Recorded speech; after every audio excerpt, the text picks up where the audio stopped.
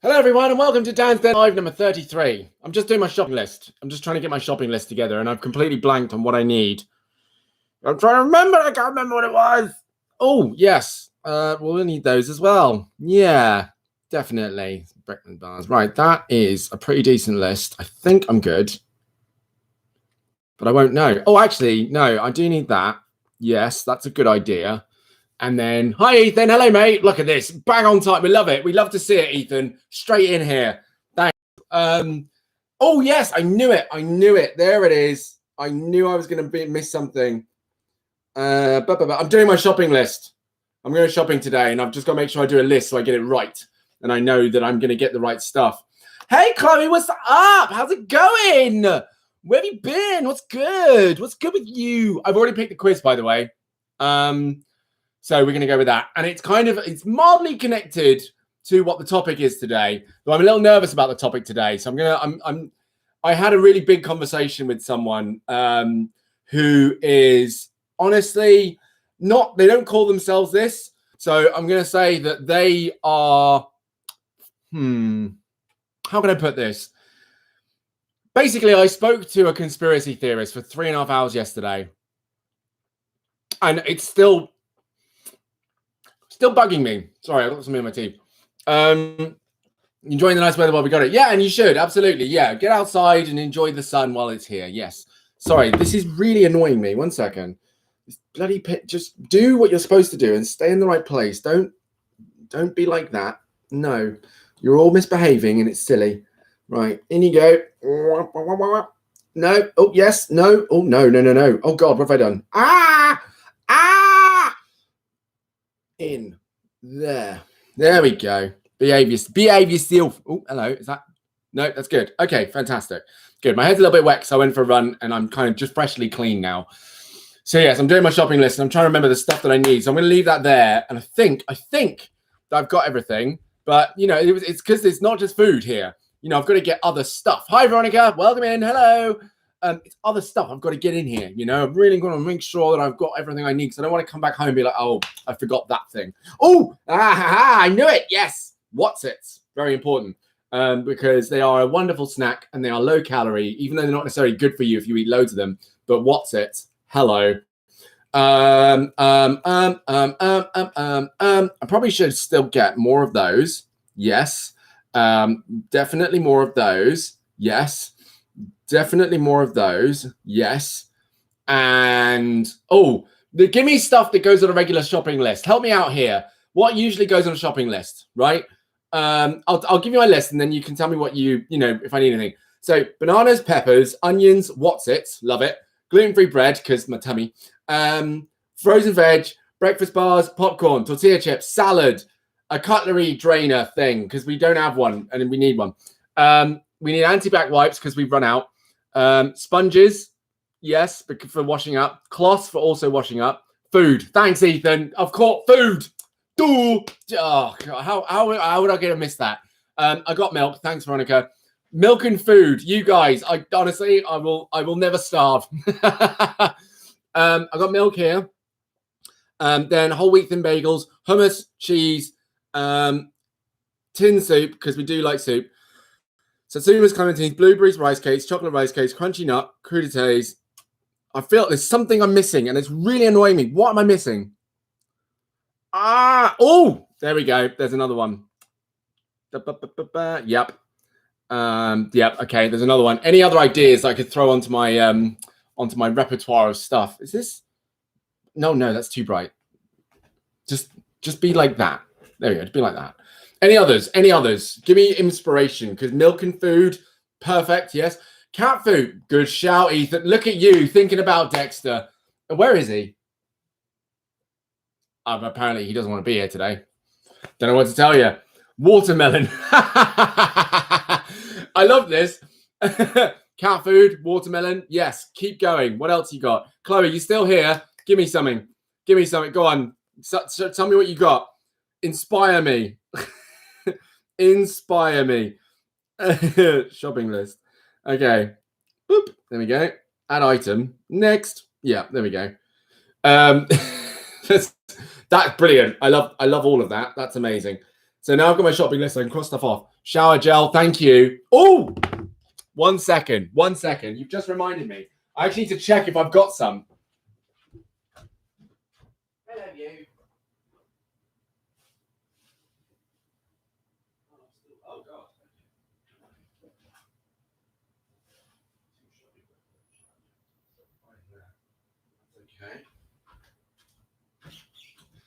Okay, not only do I have shower gel, I've got 2 shopping's worth of shower gel available. So I'm still fine.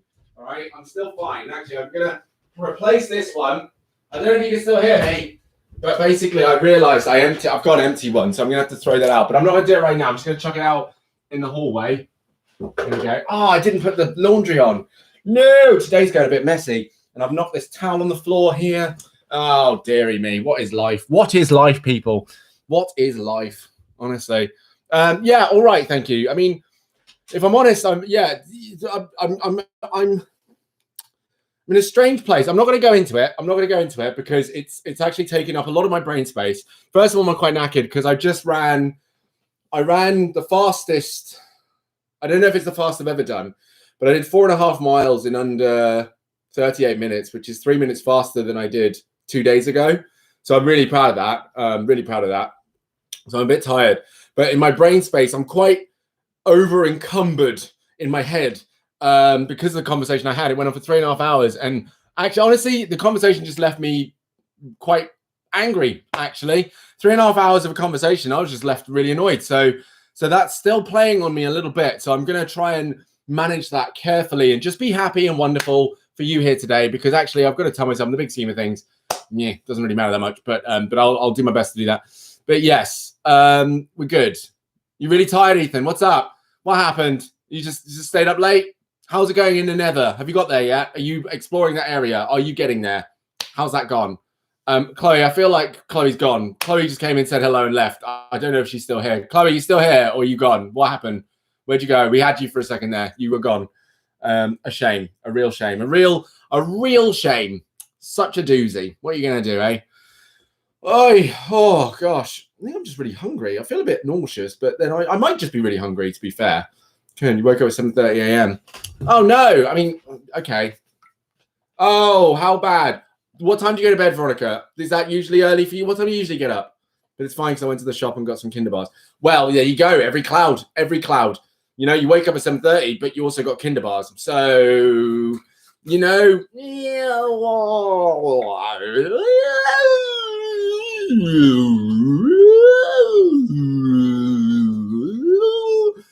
All right, cool.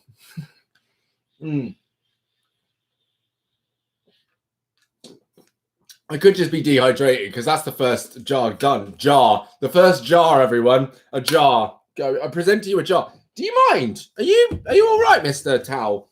You know what? You just chill there. I'll hang you up properly later. Rude, isn't it, Mr. Towel? You usually wake up at like 10:30. Oh, okay, so 3 hours earlier. Yeah, that's a bit of a tiz. That's a tiz. That's a doozy. That's quite the doozy, isn't it? Yes. By the way, I've got it on my sticky note here that the next conversation we're going to have today is about social experiments. But we won't talk about that until, we know everyone's in the room. I've been leaning on my leg too much and it's caused my elbow to be sore. My elbow is sore. It's sore right here because it's been leaning on my leg and my leg is rough material. And my trousers, not my leg. My leg's very smooth because I moisturize, but my trousers are not, and it's caused my elbow to be sore. You're there, and you're up all night talking to your mate because she was upset, and I couldn't leave upset, so I stayed up. Oh, that's nice. Oh, you darling. Have you got tea? I just thought there's definitely something you don't want to forget about. I still have. I bought. Don't ask, right? But it was like a bulk purchase thing. It was like a $5 for 250 bags of tea. And I bought that over a year ago. Still got them. But yes, you see, Veronica. Nah, sugar. Got to put that on the list because I don't have, we don't have any sugar. Well, we've got enough sugar for like a couple of cups of tea, but not enough for the whole. Well done. Excellent stuff. Yes, we love it. Cool. Yes. Okay. Potatoes. Potatoes. Yeah, because we love a bit of taters. Coffee is a drug, right? Caffeine. Coffee itself is not a drug. Caffeine is a drug. Which reminds me, coffee. Oh, God. You see, you guys are being helpful. Keep it up. Let's go. Potatoes. Have I spelled that right? I think that's better. Yeah. Potatoes. Good. So technically, Starbucks employees are drug dealers. Yes. Yes, they are. As are bartenders as well. Flour. No, we're good for flour. Thank you. We're all right for flour. So are bartenders. Bartenders are also, because alcohol is also a drug, as are offies, off licenses, and pretty much every place you can buy cigarettes are also drug dealers. And anywhere like Boots, massive drug dealers, biggest drug retail drug dealers in the UK, maybe. Superdrug. I mean, it's in the name. Superdrug dealers. There you go. Also, who else? Savers. They sell drugs, paracetamol and stuff. Drug dealers. Who else? I mean, if you think about every Greasy Spoon cafe or every cute little place where a bunch of old people hang out and have their cute little breakfast, drug dealers, because they're selling coffee, aren't they? So, hey, hiding in plain sight, hey, watching out for you, Sonny. Naughty, cheeky, Yes, yeah, good spot, Ethan. Let's call the police now. Let's shut them all down. Let's make it happen. Let's get on it. Get out of the way, everyone. Doris, get on the ground. Just like someone spitting some tea or drinking some tea. Bam! Get that coffee out your mouth. How dare you? Brilliant. I'm sure there's a comedy skit somewhere that's done that. If not, what are you guys doing next Thursday? Because we'll film it. We'll do it. Let's do it. Yeah. I really, really love this. I love it. Look at it. Fun. Yes, Pepsi or Coke. Exactly. Big. I mean, are they the biggest drug dealers? Right? Because, well, actually, no, caffeine sellers. Here he is. All right, Chuck, how's it going, mate? All right. Do you want to come up here? Come on. No? Meow. Don't meow me. Just come up. We coming up? Do you want to say hello to everyone? Yes or no? Come on. No? We're not doing this today. You can't stroke yourself on cables, Dexter, every day. And you know this. Where are you? What are you doing? You coming up? Here he comes. He's coming. Come on. There he is. Hey! Say hello to the masses. Go on, say hello. Hello, everyone. Hey!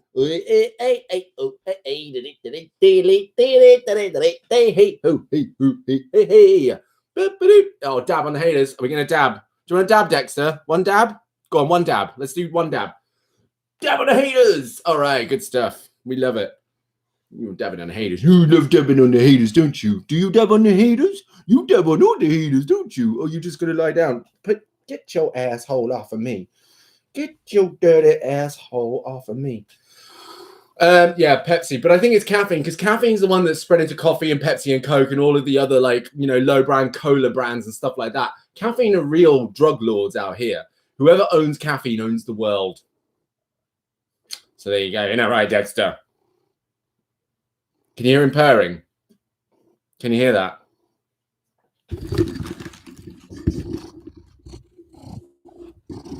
Drop it one time for all the people out there. That's what's up. Hot lyrics from my one and only Dexter. And another one. Oh. And he doesn't curse. He's actually a really good rapper. There you go. Shocking behavior, honestly. Terrible. Yeah, right. Yeah, all good today. Okay, so what are we gonna find out from our own Carpe That DM, eh? What are we gonna find out? Here we go. Right, blink twice to tell me to stop. You didn't even blink once. Not even one time you didn't blink. Are your eyes okay? Blink once to tell me to stop. Do you blink? You don't blink. You don't even blink. There's not a single blink. Someone blink to tell me to stop. All right, thank you. I guess you did. Ooh, here we go. This is interesting. Okay, I'm gonna break this one down. I'm gonna see how to see this. I can, therefore I am. This is a. Do you know what? My mind goes straight to Simone Weil. I can, therefore I am. Immediately, what that speaks to me is this element of I kind of thought about, you know, fake it till you make it thing. But the thing is, are you faking it if you're doing it? Right? Like if you fake confidence, then actually you're being confident, even though you're pretending, but you're being it. So really, you're actually able to do it. You see what I'm getting at, right? Right? If I pretend to run, then I'm running. No, is that right? I mean, obviously, it's not like if I pretend to be an astronaut, I'm an astronaut. Obviously, there's going to be a barrier right there, right? But it's like if you let me think. I can, therefore I am. I guess it's a case of, you know, in the realms of practice and learning, right? You're always getting better as long as you're doing it. But then it means that if you can do that little bit better, then technically you are that little bit better by doing it. Does that make sense? Right? Because you can do that little bit better, you do that little bit better, and therefore you are that little bit better. Yeah. Are we following? I think that makes sense. And then also you can constantly be like, I am constantly better. As long as I keep going, I'm actually getting better at this. I am, because I'm constantly doing it. I'm better. I am better. Maybe I'm not great, but I am better. Until eventually I can be great. And then I am. No, it's okay. Don't worry. It's okay. Sorry. I'm sorry. I like this. I feel like a master, like overlord, an evil lord with his cat.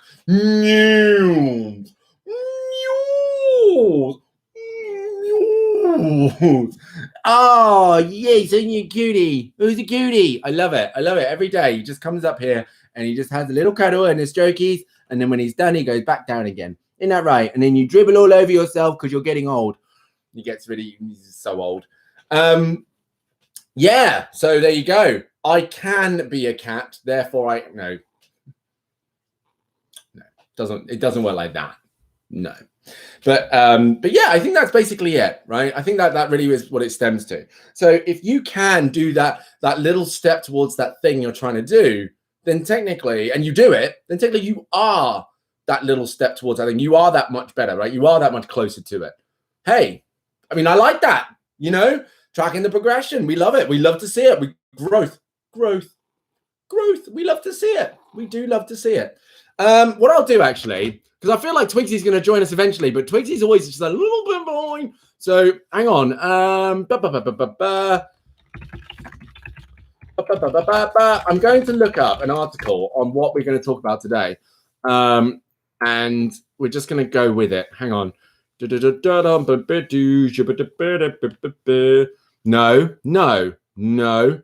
No, absolutely not. No, we're not doing any of these. No. Oh, Lord, really? Hang on. Here we go. I'm going to look at this.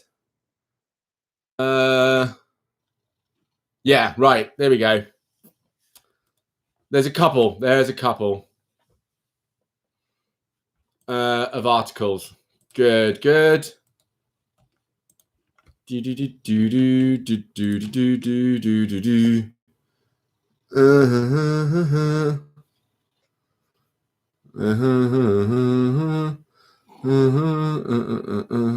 Okay. All right. Nice.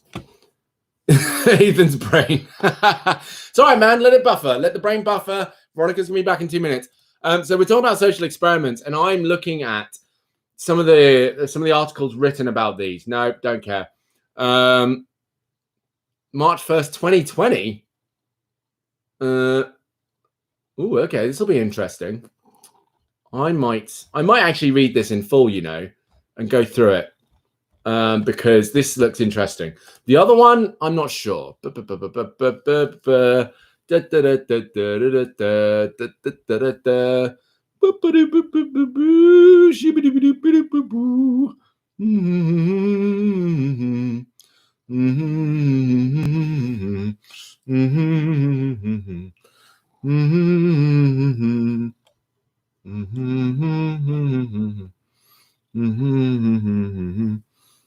Yeah. Okay, this one, no, this one doesn't do it. That's fine. So that'll be the conversation that I'm going to cover today. Ethan, how are you getting on with your thoughts? Anything that's kind of popped up for you that's kind of gone, well, yeah, but, or, well, actually, this makes me think about or, hey, what even are oranges anyway? Anything that's come up for you in the brain buffering process while I stroke this beautiful ginger puss. Oh, yeah, you're so pretty. I'm just going to stroke the cat. I will stroke the cat. Oh, boo-boo. I want to just keep him on screen, really. But he doesn't want to be on screen. He just wants to lie down. He's like, no, stop picking me up. This is really uncomfortable and annoying. You love it, really, don't you? Don't you? Don't you? Don't you? Yes. Oh. Yeah. How's the buffering going, Ethan? What's happening? Keep us in touch with it. I guess oh, okay, you're done? You're done. All right, then. He's done. We're done now. I guess one thing, my trousers keep falling down. 1 second. Sorry. They're not down. They're just down too much. One thing I do think about with social experiments is basically that to me, all the social experiments really kind of work towards, on YouTube particularly, and the ones that were like, you know, done by YouTube personalities and these like, yo, bro, it's just a prank, bro. That kind of social experiment. Rarely are they actually conducted by actual scientists. That's number one, right? That's the first thing. I'm like, these guys aren't actually, you know, scientists or have a background in science at all. So the idea that they can call it a social experiment is just like, fair enough, but based on what grounds, right? How have you controlled this? How have you? What are you exactly? Are you trying to find out here? What are you? There's Twigsy. There's Twigsy. You see, I told you. She could come in here, and like, right. You're like 30 seconds late, Twigsy, because I was going to wait until you got here before I started, but I started and then you turned up, so I'll start again. But first of all, most importantly, how's Twigsy? Let's start with the vitals of the conversation, as Ethan does, which we love, and Veronica. You guys are great at this, man. Whenever you come in, you're like, yo, how are you? And I just, gives me a big warm hug. It's lovely. It's really nice. You guys are so lovely to each other. Honestly, after this, we should all go out for dinner. We're not going to do that, but, you know, it'd be cool. Oh, Lord. Oh, Lordy, Lord. Lordy, Lord, Lord.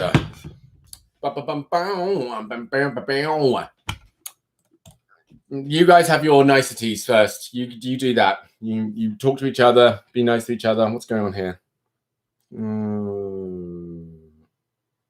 I don't look like a good fit for that job at all. Stop telling me that I do. I don't.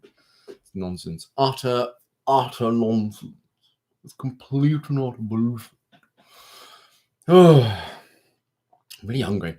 How's everyone? Fine, thank you. All well. I mean, I've shared how I really am earlier, Twigsy. But basically, yeah, I'm good. I'm all right. And obviously, as usual, in this space, feeling a lot better. But yes, how's Twigsy? How is Twigsy today? What is going on in Twigsy's world today before we get on with the old social experiment chat? Let us know. I'm going to quickly. Oh no! Oh no, that's not good. Oh, I'm gonna go through those. That's not great.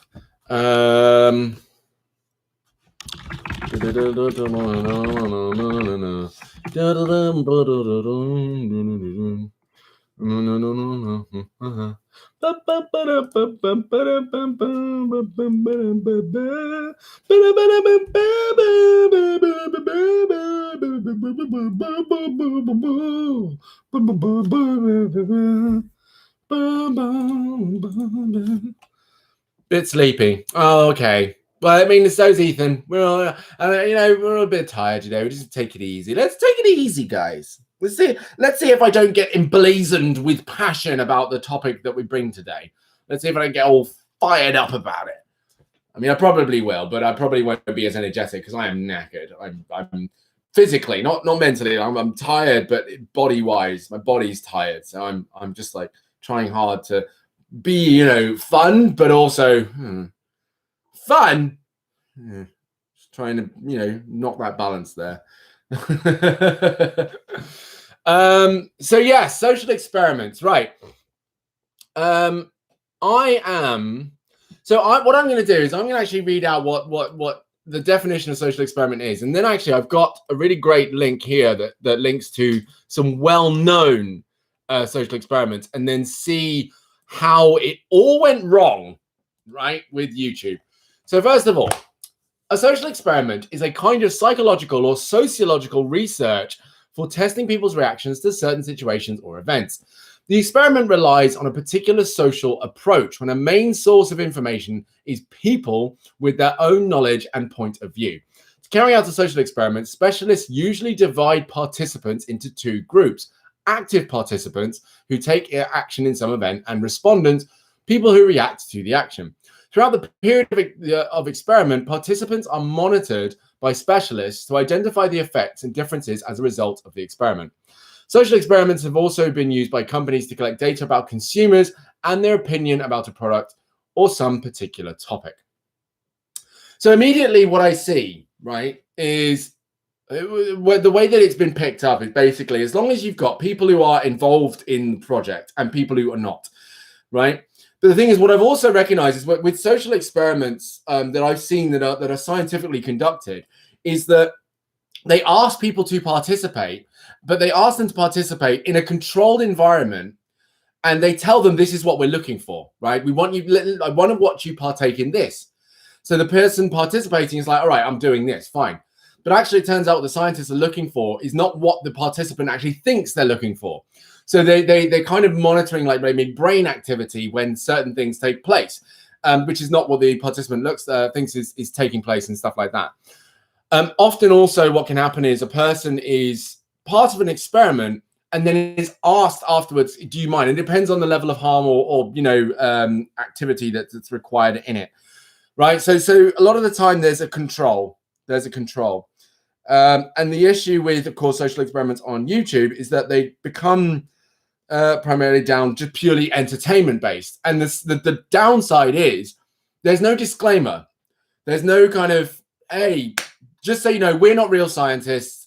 This is actually not factual information. So we can call it a social experiment, but actually the findings that we get here and the findings that you get from this are completely inaccurate, have nothing to do with any kind of base of fact, right? But we can go into more detail later. So there are some popular social experiments that took place. So there's one called bystander apathy, right? And this one, I think we've probably seen on YouTube a couple of times, but we'll go with it. For the experiment, Latane and Dali tried to replicate the Genovese slaying by having participants aware of each other, but unable to communicate directly. Each participant was in a cubicle in contact with each other via a microphone. However, only one voice was allowed to speak at a time. Notice how this is not taking place in the street. See, this is what I mean. They've got a lab, they've got cubicles, they've got a whole thing. A taped recording played of a participant having an epileptic seizure. Wow. When the participant believed themselves to be alone, they invariably attempted to find help. When the participant believed others were around, the speed and frequency of the response declined significantly. The authors concluded that situational factors play an influential role in bystander apathy. People are less likely to help in an emergency if other people are present. Two reasons were offered by Latane and Dali. First is diffusion of responsibility. And second is pluralistic ignorance, or the mentality that if nobody else is helping, then I am not needed as well. So diffusion of responsibility, I think, is because there's more people around, it's more likely someone else will take responsibility. Whereas if you're the only person there, you're going to feel like you really need to, take part in it.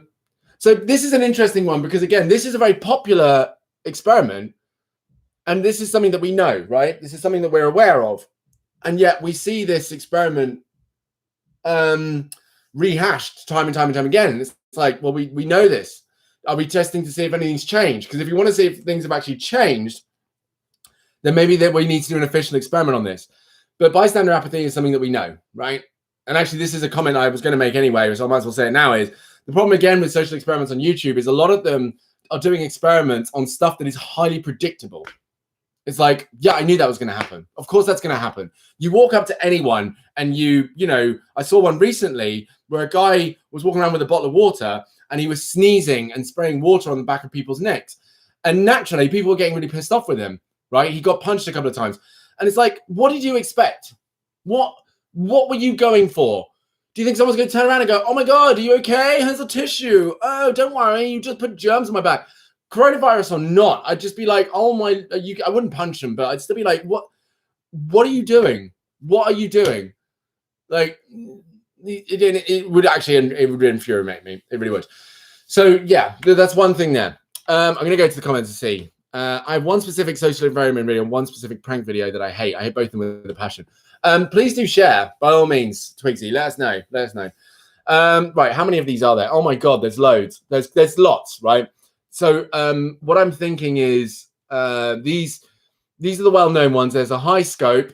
So I'll try and summarize. Randomized control trial of 123 children. 58 were randomly assigned to a treatment group. Prior to the program, the preschool and control groups were equivalent in measures of intellectual performance and demographic characteristics. After the program, the educational and life outcomes of children receiving the program were much superior to the outcomes for the children not receiving the program. Many of the program effects were significant and approaching significant. What is this? What was the high scope? I don't know what it was. Right, whatever. RAND health insurance experiment was an experience study of healthcare costs, utilization, and outcomes, which assigned people randomly to different kinds of plans and followed their behavior from 1974 to 82. As a result, it provided stronger evidence that studies that examined people afterwards who were not randomly assigned. It concluded that cost sharing reduced inappropriate or unnecessary medical care, right? But also reduced appropriate and needed medical care. It did not have enough statistical power to tell whether people who got less appropriate or needed care were more likely to die as a result. Then another one. Oh God, what is that? I don't even know how to say that. Opportunidades, now rebranded as Prospero, is a government social assistance welfare program in Mexico. There's a program. Oh, I see. It's sorry, Spanish.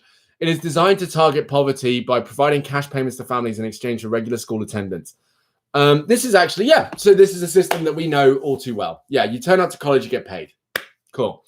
Moving to opportunity. Moving to opportunity for fair housing was a randomized social experiment sponsored by the United States. 4,600 low-income families with children living in high-poverty public housing projects. The program was designed based on the assumption that households benefit from living in their high-opportunity neighborhoods. Early evaluations of the MTO program, however, showed minimal gains for participant families. One explanation for these findings is the short length of time which MTO families typically spent in lower poverty neighborhoods. The positive effects of longer-term exposure to low poverty neighborhoods appear more promising. Okay. Stanford prison experiment. I think we know that one, where it was the psychological effects of a group of students when they were given power and when they were taken away. Yeah, that one, we know about that one. Experiments by, oh God, so many. But yeah, these are social experiments, but you'll get the pattern, right? You get the idea that what happens is actual scientists get together and they go, right, what are we actually trying to find here? And it's not what this is the thing. Scientists don't go out there to get the result they're looking for. That's not a scientific approach. The scientific approach is to go, how would people respond if we put them in this scenario, right? And again, that also speaks to the way that YouTube social experiments are conducted and why it's actually highly problematic that they're even called social experiments, because it suggests, and if you're not careful, it can highly suggest that there is a proper, like, scientific approach or method behind it that is based on fact and something that we can take away and go, yes, this is actually what happens. And I think the fear is that people can watch those and take it as gospel that that's how people are, you know, in that space. And I think the problem is that what it does is it actually is incredibly leading, right? It's very leading. It's not an experiment where people are putting through actual measures in a controlled environment, right? It's basically just out in the world, and it's looking for and goads a response. It goads a response. And that kind of thing is like, well, then that's, to me, that's not really scientific. Because that's actually basically, how can we piss a person off? How can we upset a person? How can we dramatize this situation to a point and see how people respond? And that, to me, is quite irresponsible. Because again, if you're looking at how people respond under pressure or stress or with anger or rage, there is, again, a very controlled, healthier way to go about that, where people are aware that's what they're going to be going through, where people are aware of what findings are trying to be, you know, worked with. And then there can be other ways to go about it. The problem, again, with social experiments, as I'm sure you're all aware, is that it basically is just there for the same reason that a lot of things like clickbait and viral videos are. It's just sensationalism, and it's empty and vapid. And actually, it creates more problems than it solves. And it's kind of, again, it goes back to this whole thing of what is entertainment. Is it entertaining to watch people get angry? Is that entertaining to watch people get frustrated? Because actually all social experiments on YouTube do to me is get me angry. So I'm like, why am I watching this? That's all it does. It doesn't make me laugh. It doesn't make me going, ha, ha, ha, funny joke. It just annoys the crap out of me. Because I'm like, I really hope, I really, really, really hope that no one ever, ever, ever does that to me. Never. The idea that could be me, and I don't blame any of those people in the videos for getting annoyed. And the annoying thing is whenever the host or the prankee or pranker gets punched in the face or something, I'm like, well, that's what they want. They want that because that gets more views, because they get punched in the face and people love seeing that shit. So again, it just, yeah, it's just, no, it's lame. It's lame as hell. I can't stand it. So Twigsy, I have one specific social experiment video and one specific prank video that I hate, and I hate both of them with a passion. The social experiment video is just straight up extremely discriminatory and extremely stupid. It was a guy who dressed up as a Jew and walked around throwing a briefcase or a bag at people like it was a bomb, and then dressed up as a Christian and did the same thing, apparently to see how people would react differently. Pisses me off because what the hell is he expecting out of it? He's just going around pretending to throw bombs at people. Like, what the fuck? Yeah, no, exactly. Like, what? That is incredibly irresponsible, and actually it's stuff like, and I think it goes to us, it speaks to a different message of who's holding these people accountable. Because maybe like, I don't know, 10, 20 years ago, no, God, 20 years ago, no, basically pre 9/11, maybe that stuff would have been acceptable, maybe a little bit more acceptable. But it's just, to me, it's really, really culturally ignorant and stupid now, because it's like people actually, and it goes back to this whole thing about, you know, how people out there are indeed traumatized. They don't know who might have genuinely been around when there was a shooting or a bomb went off, or, you know, 9/11 happened. God knows where these people have been. And so if you are going to do that, you have no idea the emotional impact that could actually have on an individual. And it's incredibly irresponsible. And I just feel like if you're going to go out and do that, you don't deserve to get punched in the face. You deserve jail. Like, you should go to jail and be around the people who've actually done some serious stuff and let them fuck you up. I don't care that I'm swearing, even though I'm a bit sorry. I care a little bit. But yeah, let them sort you out. Because it's just, it just, to me, it's really the vapid, thoughtless approach of that. And again, well, there you go. I mean, Ethan, exactly. That's another thing, is it's staged. But I think that the challenge there is also going back to a conversation that we had about what's the harm. We had a conversation about what's the harm in seeing people drink on TV, right? And normalizing. What's the harm in normalizing drinking on TV or harmful relationships?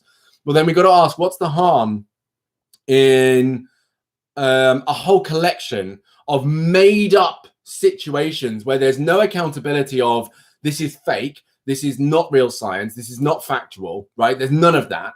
What's the harm where people are then going out there and thinking it's okay to go up and kiss people on the street without knowing them? I would, again, I don't care who you are, and it's not, and I really don't. Do not come up and touch my face without my permission. I swear to God, you touch my face, you touch my hair, my face, anything above my neck or above my neck. Yeah, my shoulders up, shoulders up. Touch me without permission. I swear to God. And I don't care whether it's a prank or a joke. No, no. It's a matter of just like, I don't know what to call it, because common decency is the way you can put it, but it is that personal respect, common decency, personal boundaries. I don't know how I could describe it. I don't know how I'd react, but I do feel like the only way that I could handle that is to basically knock them out. But again, I don't want to do that because that's not how I want to do it. But it's just like, I can't think of how I could respond to that would get them to realize how really wrong it is to do that. You know what I mean? How do you get them to do that? I just can't think. How can I make it clear that this is not the way to respond? How can I do that? And so, of course, the only thing I come down to, I'm just trying to knock them out. But actually, no. But I probably wouldn't. I wouldn't knock them out at all. Actually, I just think, like, what else could I do? You know? Yeah, it is harassment. But again, I think that's the problem. Is you're right, Ethan. You know, it's staged and everything. But how many people realize this? But then, how many people aren't able to discern? Because there's something that the brain is not very good at. Right? Our brain is not good at this. We can know that something is not real. We can know that something is fake, but we really, really don't catch ourselves when we consume enough of something to be fake and not realize when it slowly crosses over to being our truth. And our brain's really good at that, because if you can imagine, you can think a thought that could make you feel a certain way, and those feelings are very real. So you can make up a scenario in your head, and this is what anxiety does. Anxiety is making up a situation in our head that becomes a reality, so we feel that reality. The emotions are real behind the imagination. So how can we really say that we know something's made up and fake when actually our brain will take it as gospel? And you see it in the comments, man. You see it in the comments. People lap that stuff up. You know, they know it's fake or staged or whatever, but they still sit there going, oh yeah, like that's a real thing, it happens. And next thing you know, they think it's okay to go and do it. We're talking about, you know, not teenagers, maybe your age, but younger than you. You know, next thing you know, you got 14-year-old boys who think it's okay to go up to other boys and kick them in the butt without asking, or push them over, or kiss girls without that, or wedgie people, all this stuff. And it's like, and the thing is funny when actually, no, it's not funny. It's not funny at all. And it's even worse because actually, no, it doesn't give it any credibility that people are filming it. So I wouldn't say it's even worse. I think it's just not funny. I don't understand. Ethan, you said my aunt was in a plane about the Twin Towers when the first plane hit. She was looking out the window next to a seat and thought, Jesus. Wow. That must have been someone else, man. That must have been terrifying.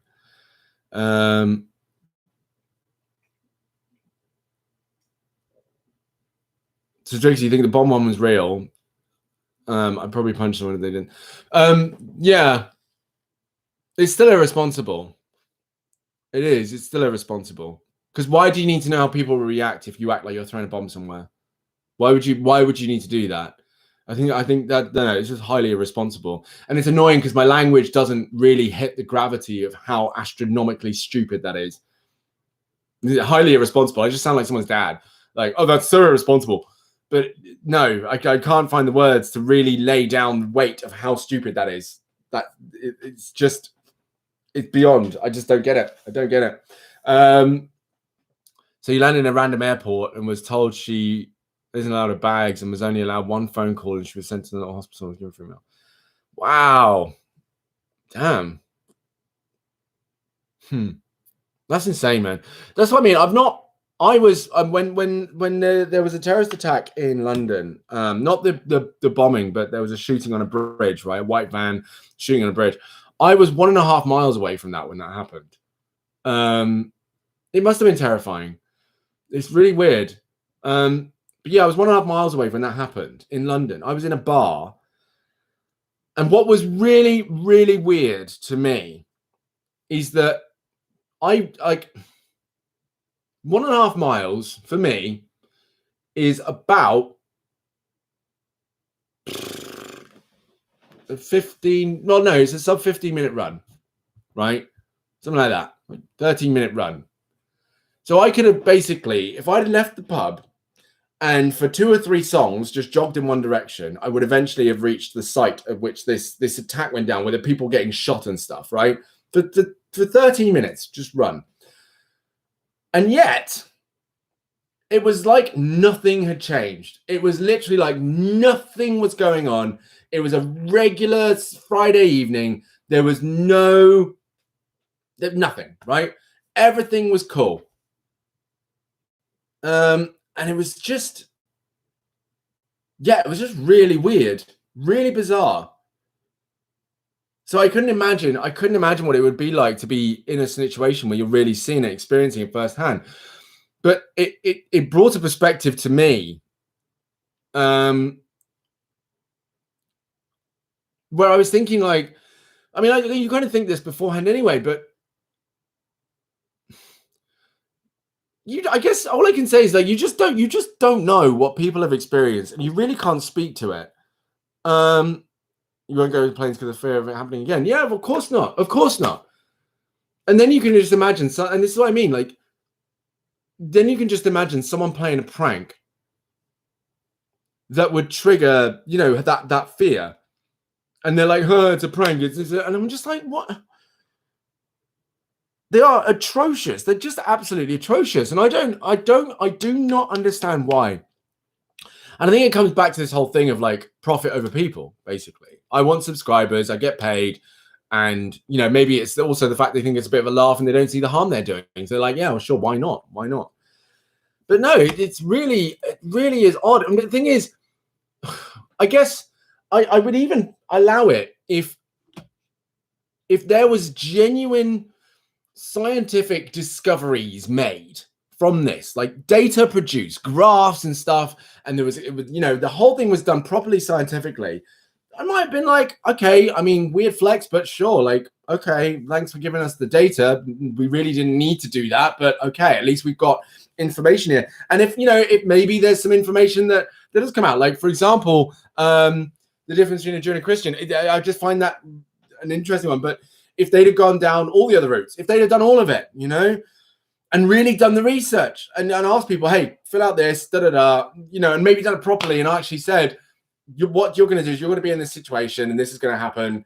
But, you know, something else happens, right? And they actually test the people. Have you got any traumas based on They've done it properly, basically. They've done it like actual scientists. I mean, it's a stupid experiment anyway, so they really didn't need to do it. But if they had to do it, at least do it properly. At least, right? At least. But no, it's dumb. It's so dumb. So I'm looking at this article here from the Daily Dot. It says YouTube has a social experiment problem. This was in March 2020, so this was very recent. So it's been pointed out that YouTube has a creep problem, and eradicating this overgrowth isn't going to be easy. So in the span of a couple of weeks, YouTube personality Sam Pepper went from being a popular UK vlogger to being a persona non grata in the community. Now, actually, I need to Google that term because I actually don't know what that means. Hang on a second. Persona non grata. In diplomacy, a persona non grata, person not appreciated. There you go. A persona non grata is a foreign person who's entering or remaining in a particular country, prohibited by that country's government. Oh, wow. So right now, basically, he's in a place where he shouldn't be. Brilliant. Well done, mate. A persona, in the community. Right. So he just doesn't, people don't want him there. There you go then. He's facing multiple allegations of sexual harassment and rape, which started pouring in after he posted a video in which he covertly grabbed women's butts. Soon after, multiple allegations against another popular YouTuber, Jason Vioni, became to light. Oh, here we go. The two joined a growing list of YouTube personalities who've been accused or admitted to sexual misconduct with fans. Pepper, who specialized in prank videos, a popular subculture on YouTube, later said the video was just a social experiment. It's been pointed out that YouTube has a creep problem. Right, I'm going to just say, so I can keep an eye on your comments as they come through, but I'm going to keep reading this and make sure I don't miss anything that you guys say. It's been pointed out that YouTube has a creep problem, and eradicating this overgrowth isn't going to be easy. A spokesperson from YouTube explained that YouTube's community guidelines prohibit inappropriate content such as harassment. I mean, the irony of that is beyond me. I mean, I wonder if YouTube would have a business if they actually fully prohibited inappropriate content such as harassment. I don't know. Would they have a business? I mean, they probably... Do you know what? It'd probably be the best place in the world. YouTube would be the most happy, wonderful place in the world. It really would. But no, because we do... I hate to say it, but like, I guess drama trumps. Drama trumps. Right, hang on. Yeah, YouTube removes content that violates these policies when flagged by our users. Okay. The site's harassment and cyberbullying guidelines outline the various scenarios for flagging or reporting a video, and every video that's flagged gets reviewed. Pepper's video was removed as a violation of YouTube's policy on nudity or sexual content, and he was subsequently dropped from his multi-channel network Collective Digital Studio. Okay, good. Justice. Justice. We like to see it. You can get a channel strike for swearing, but can get away with throwing fake bombs at people. Do you know what I mean, Ethan?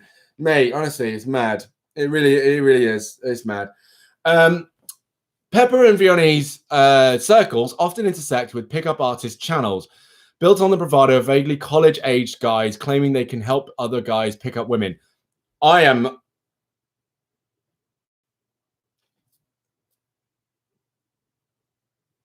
that pickup artists.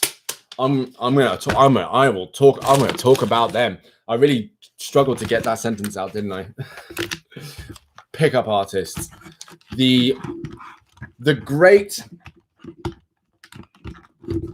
big sexism debate cannot be had without talking about pickup artists. I have not known of any greater load. Actually, no, that's an exaggeration. When I think of the greatest loads of BSs and nonsense spillers out there, pickup artists come right into. Oh, Lord. I cannot. There we go. Right, so that's going to have to be for tomorrow. What is a pickup artist? Ethan, get this. Okay, so Ethan, I'm going to be fair. I'm going to be reasonable here. I'm going to try. Okay. In the bare-boned description of a pickup artist, bare-boned description, and I really let me. In fact, even the name itself, actually, when you break it down, it's just such. It just makes me want to shower. A pickup artist, and they're usually met. In fact, I don't know of any female pickup artist. I don't know any because they don't call themselves that because they're not gross. Well, actually, some of them are, but anyway. Basically, it's predominantly men who claim to be artists in the art of picking up women, and I'm not talking about physically, right?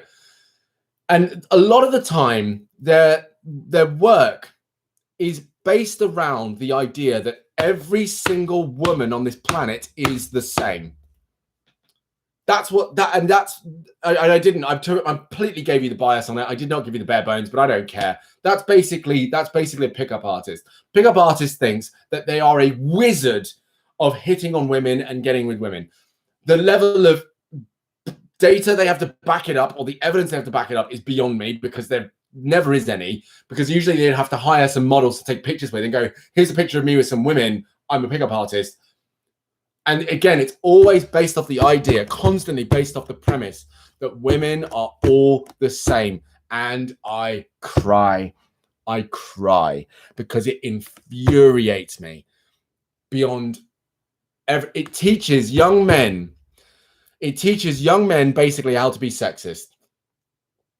And it teaches young men also how to basically blame women for their own failures. Because if they've learned from an artist how to pick up women and how to hit on women, right, then actually they believe that they're doing it right. Hey, I'm confident. Hey, I'm using the right lines. Hey, I'm being slick and cool, whatever the hell they teach. I don't know. But but then if they get rejected, which is an inevitability because pickup artists are gross, then it's the woman's fault. Oh, you're no, it's not. It's because of, you know, you. Nah. So basically, it also teaches men how to be bitter. It teaches men how to be bitter, how to not be authentic, how to not be themselves, how to not just deal with the fact that not every woman on this planet is going to want them, and basically suffer through the eyes of fakery and just, again, the premise that all women are the damn same, and it just drives me mad. As you can see, totally cool with it. Chill, relax, whatever. Maybe I should have some water and chill out, you know? Let me just relax for a second.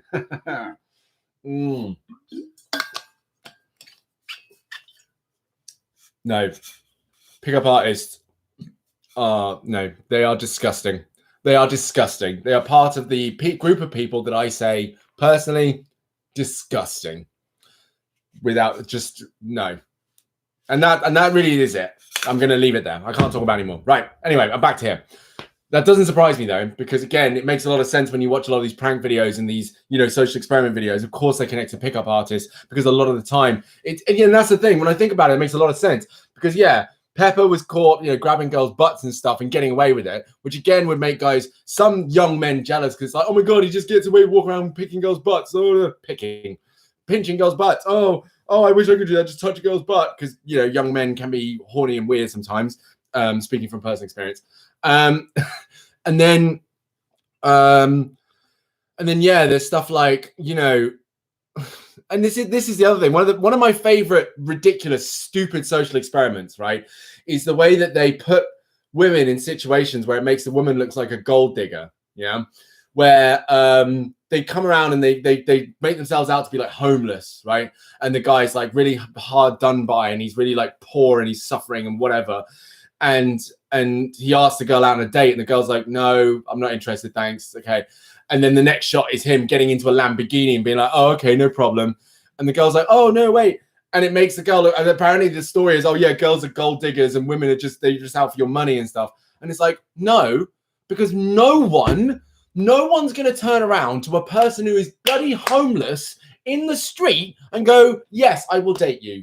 It's not about gold digging. It's the fact that no one wants to date a homeless bum. That's what it is. No one wants to date someone who clearly has you know, really fallen down on life or kicked themselves down in life and clearly can't hold themselves together. That's not a dateable person. And there's no judgment on them. They just need to sort themselves out a bit, right? And the fact they turn around and they go, "Oh, I've got a Lamborghini and stuff," is like, "Oh, I didn't realize that you were actually able to take care of yourself." Because you know, it's not because you have money. It's the fact that you're able to take care of yourself. You have a car. Fantastic. Maybe we could talk, right? No one wants to date a homeless person. It's got nothing to do with money grubbing. Duh. But of course, people aren't going to be able to discern that, right? So what they do instead is they go, "Oh, it's women's fault. It's women's fault." Honestly, I could dash the whole thing in the bin. The whole thing. Just dash it in the bin. Yeah. Honestly, it's disgusting. It's so gross and it's pathetic. It's so pathetic because all you got is a bunch of sad little lonely horny boys in the chat being like, "Yeah, it's all women's fault that I'm pathetic." Seriously. Oh. Anyway, I've done another rant.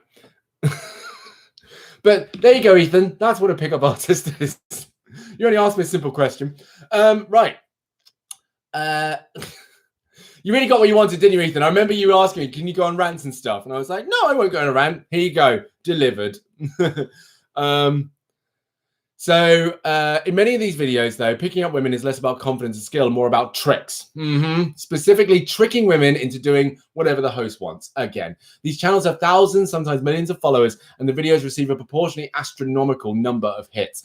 Prank and pickup videos attract the same type of followers, and their content has started to overlap.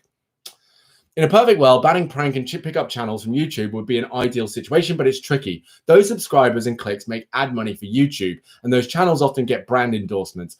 Many have claimed that the women in the pickup videos are actually actors, but that doesn't absolve the men from being creeps. Exactly. Thank you. Yes. So, of course, even it's fake. Yes, it's made up. But do they say that? No. Because basically it's one big ad campaign to get young men to pay for pickup artists. I'm going to throw this damn thing against the wall. In her video response to Sam Pepper video and the subsequent allegations, vlogger Lacey Green explored this toxic subculture. Among others, she singled out popular pickup artist Simple Pickup, which has more than 1 million followers across 2 channels, as being one of the worst offenders. About a year ago, Simple Pickup, 3 guys who go by Jesse, Kong, and Jason, posted a video in which they motorboated women for breast cancer awareness, donating $20 to the Breast Cancer Research Foundation for every woman who let them do it. After the foundation learned of the nature of the fundraiser, the donation was returned. Simple Pickup's fans blame radical feminists and haters for it backfiring. Kong claimed in a response video that their critics were completely out of line. In a video from 2011, the guys pretended to be gay to pick up girls. As they distractedly engage with the women, they ask if she spits or swallows. They ask another if she likes her face getting jizzed on. Earlier on in the video, one jokes, "Are you trying to get raped? Because I'm down to rape you if you're down to get raped." Kidding, I'm not going to rape you yet. Hi, Lucy. You came in at a wonderful time. So, Lucy, just to bring it, because if you come in now, you are really going to be like, what on earth is Dan reading? So what I do is every now and then a topic comes up. Yesterday, we talked about good parenting. Today, we're talking about social experiments that take place on YouTube and how horrific they are. So I'm reading an article on the horrific nature on YouTube videos about social experiments. Don't worry, everyone in here agrees that these are all trash human beings, and we're just sharing knowledge, right? So here we go. How to be a good wingman is a March 2011 video in which Kong explains how to avoid the scourge of the cock block by having your best bro by your side. I do everything in my power to make sure that their penis ends up in a girl's mouth, vagina, butthole, or whatever hole they're into. And as you can see, it usually ends up very well. I think I remember this scandal back when it happened. I think I remember this. Yeah. And Vitali. Oh my God, I remember that. Yeah. So no, but this is it, Lucy. This is something that came up in conversation, and these are some of the YouTube channels that are actually getting really, really popular at the moment. Basically, sexually assaulting women, and then women being victimized, and then actually also then steering young men into becoming patrons of pickup artists who are guys like these people. At Comic-Con this year, Kong motivated women once again and instructed 2 girls to turn around and show off their costumes. So guys watching could get a boner. The podcast clip from Project Go, an instructional program for guys that will show you how to confidently approach, interact, and attract women. No douchebaggery, no cringeworthy formulas, no step-by-step tactics. They instruct men on how to convince women to have sex. Oh, God. Their motto, get confidence, get girls. And there's more. There's loads more. There's loads of these channels here. And then what it does is it lists the channels that do this. So I'll pass all of those. But these are obviously what some of these people are doing. I feel like all the young people have got really quiet now because they're very aware, Lucy, that you're in here and you're just like, what is happening? Oh my God, no. And I think, no, it's important to be aware of this because something I did. Yes, Twigsy, welcome. I just want to say, Lucy, and I really hope everyone can qualify this. Veronica, Ethan, Twigsy, help me out. This isn't usually what we do here, Lucy. This isn't it. Yesterday, we talked about parenting, okay? And then also I'm reading a book yesterday called From Good to Amazing, right? I'm doing good things here, Lucy. I'm not just talking to them about horrible stuff that people do on YouTube.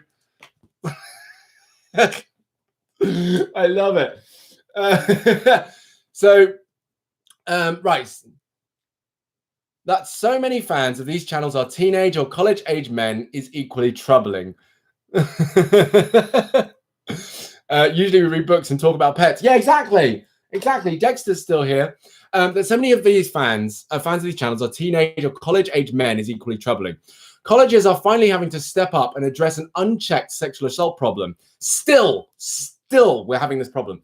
And consent is at the center of the discussion. Of course, startups are now trying to edge in and fix the consent problem. Young men raised on the internet turn to the internet for help with dating and self-esteem, and this is what they see as acceptable behavior. Harassing or degrading a woman on camera is okay if it's a social experiment. And boom, there it is. There it is. There's the sentence. That's basically summed up everything that I've said so far. Is that basically it makes it okay because they call it a social experiment. Where also as I did before Lucy came in here, was I actually explained and walked through the ins and outs of what makes an actual social experiment, which isn't this. So, you know, really defending myself here because now I really feel like I'm on blast because my boss is in the room and I'm talking about this. Cool. The guys in the video, the guys in these videos all have some variation of the same look and the same charm-free approach and juvenile sense of humor. There's not a lot of insightful dialogue, but there's a chance a woman will be asked if she spits or swallows and you might see her butt. But these videos aren't social experiments. Those usually yield some knowledge or insight. Hello, what did they say? Prank and pickup culture has flourished on YouTube, but that same toxic culture of entitlement, narcissism, and misogyny can be found in nearly every online space. That is unfortunately a truth. You could certainly draw parallels to other recent events online. Ed Champion, bullying and threatening women on Twitter, the misogynist saga of Gamergate, lest we forget, the privacy hacking of Celebgate. Women were targets there too, and accountability was often lacking or non-existent.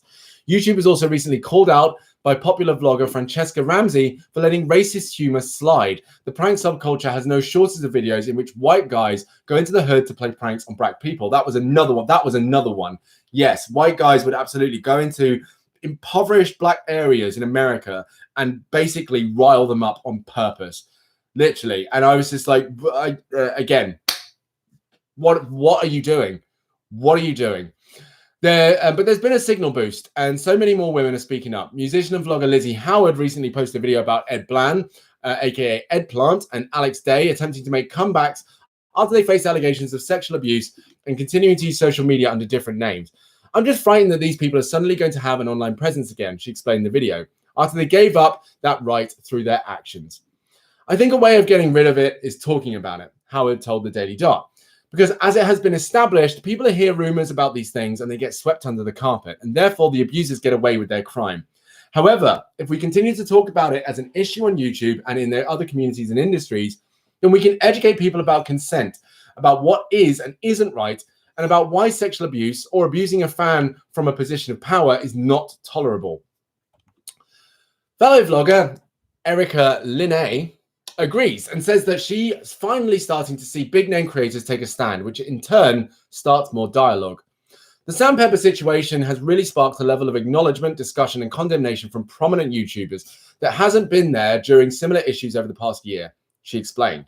I'm finally starting to see videos on the subject from larger name creators. I'm finally starting to see the outrage on their end that the rest of us have been feeling and voicing for months or years now. Hopefully this collective outrage will continue to endure and act as a catalyst for real change. She adds that YouTube has to step up its accountability as well. YouTube as a business taking a firm stand. YouTube as a business taking a firm stand against this sort of behavior from users and partners would be a huge stepping stone in reducing this vile behavior. Ideally, they should shut down or at least disable monetization for the channels of people who have used their position on the platform to abuse and harass people. But I understand that may not be feasible without hard evidence or convictions. So for now, my biggest wish is that they would give us the tools to push back against harmful and misogynistic content as much as we can. And as Howard said in her video, we have to keep talking about it. So that's the whole article. That is the whole article. And I'm actually glad that we were able to read that, even though it was disturbing, but it's important because the thing is, I've said this before and I'll say it again, and I've said this to adults as well as young people, is that it's so easy for us to fall into the trap on, and actually this is regarding to the conversation I had yesterday that left me feeling incredibly angry, was it's so easy for us to fall into a rabbit hole of misinformation and harmful information, because obviously it becomes a very quick sliding scale. Like I said to all of you, right? When we're on social media will tell us what it thinks we want to see. And it thinks that we want to see stuff based on what we are watching. So it can be a really easy way for it to guide us down a path that actually we don't want to go down. But if we're not consciously consuming and looking at what we're looking at, then what happens is we end up looking at stuff that is not good for us. And the longer we stay unconscious of that, the more likely we end up in these very spaces where we believe it's okay to go out there and mistreat any person just because there's a camera on us.